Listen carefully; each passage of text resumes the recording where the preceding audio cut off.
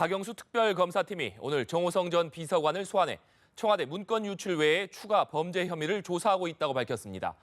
특검팀은 청와대에 대해 공개 압수수색하겠다는 방침을 밝혔는데 현장 중계차 연결해 자세한 소식 들어보겠습니다. 오혜진 기자. 네, 서울 대치동 특검 사무실에 나와 있습니다. 박영수 특검팀은 박근혜 대통령의 최측근 보좌진 중에서는 처음으로 정호성 전 비서관을 오늘 오후 소환했습니다. 정 전 비서관은 안봉근, 이재만 전 비서관과 함께 청와대 문고리 권력 3인방 중 한 명으로 박 대통령과 최순실 씨 사이에서 청와대 기밀 문건 47건을 전달한 혐의를 받고 있습니다. 정 전 비서관이 유출한 문건은 박 대통령 연설문, 정부 고위직 인사자료, 외교안보 문서 등으로 전해졌는데요.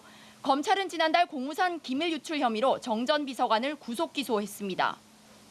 동시에 박 대통령을 정 전 비서관의 공범으로 지목하고 피해자로 입건한 바 있습니다. 정 전 비서관도 이달 19일 열린 첫 공판 준비 기일에서 자신의 혐의를 대체로 인정한다고 했고 정 전 비서관이 녹음해온 최 씨와의 휴대전화 통화 내용도 이를 뒷받침하는 것으로 전해졌습니다. 특검팀은 오늘 브리핑에서 기존의 기밀 유출 혐의에 더해 추가 범죄 혐의에 대해서도 조사하고 있다고 밝혔는데 구체적인 조사 내용은 언급하지 않았습니다. 네, 세월호 참사 7시간 동안 대통령 행적과 관련해서 조여옥 대위가 오늘 새벽까지 조사를 받았죠. 새로 나온 내용이 있습니까?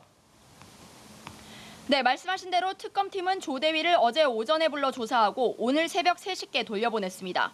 조 대위는 2014년 4월 세월호 참사 당시 청와대에서 의무실에서 간호장교로 근무했는데 특검은 세월호 참사 당일 박 대통령에게 미용 시술을 했는지나 여타 주사제 치료가 있었는지 등을 집중적으로 캐물은 것으로 전해졌습니다.